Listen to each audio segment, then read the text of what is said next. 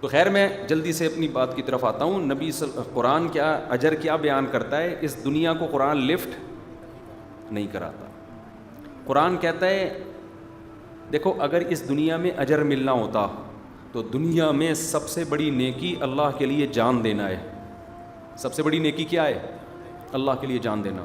اس کو تو اجر مل ہی نہیں سکتا دنیا میں, کیونکہ اس نے جان دے دی تو رزلٹ کم نکلے. اب جیسے یہ پولیس والا جس نے ڈاکو پہ فائر کیے, ڈاکو نے اس پہ فائر کیے, اگر یہ شہید ہو جاتا اس کو آپ 50,000 کیا 50 کروڑ بھی دے دیتے, اس کے کسی کام کے نہیں تھے.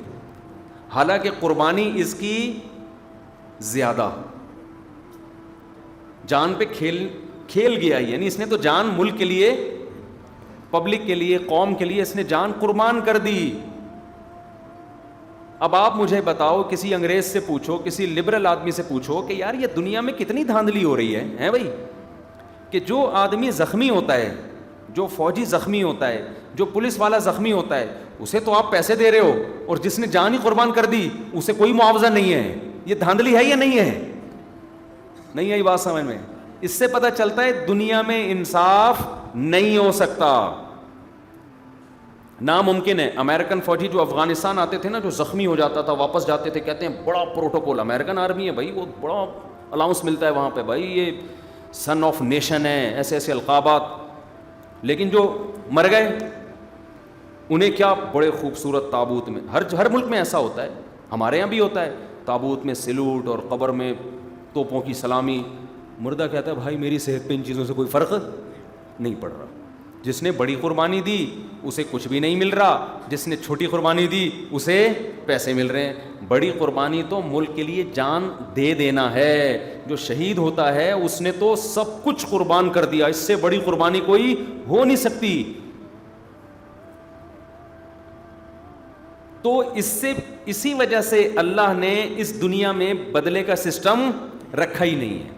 اللہ کہتے ہیں تم جس کے لیے قربانی دو گے وہ اپنی طرف سے تمہیں 50,000 دے دے, لاکھ دے دے, 3 لاکھ دے دے, تمہارا ہیڈک اور اس کا ہیڈک. جو میرے لیے قربانی دے گا نا, اب یہ پولیس والے نے اگر اللہ کی رضا کے لیے اس ڈاکو کو مارا, قوم کی خدمت بھی اللہ کی رضا ہی ہے, دنیاوی مفاد پیش نظر نہیں تھا. کس کو خوش کرنا تھا؟ اللہ کو, کہ اللہ دنیا سے اللہ کو ڈاکو کا مرنا بہت پسند ہے, یہ پہلے سمجھیں, کیونکہ کچھ صوفی ٹائپ کے لوگ ہوتے ہیں وہ کہتے ہیں اللہ کہاں چاہتا ہے کہ اس کی مخلوق مرے, اللہ تو غفور الرحیم ہے اور ہمارے نبی تو رحمت للعالمین. بعض لوگ نا یہ بھی ہیں کہ اللہ تو چاہتا ہے اس کو ایکچولی اس کو سمجھاؤ, ڈاکو کو کیا کرو, اس کو سمجھاؤ. ایسے میرے پاس بھی عجیب عجیب قسم کی چیزیں آتی رہتی ہیں.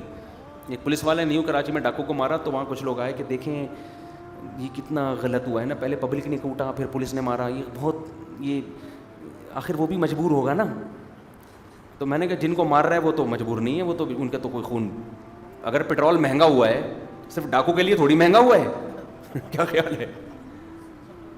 لوگ کہتے ہیں مہنگائی بڑھ گئی ہے تو اب لوگ کیا کریں, چھینا جھپٹی ہی کریں گے. تو بھائی مہنگائی تمہارے لیے بڑی ہے تو اس کے لیے بھی تو بڑی ہے جس کی تم پیسے چھین رہے ہو. وہ اس مہنگائی میں کہاں سے اپنے بچوں کو کھلائے گا؟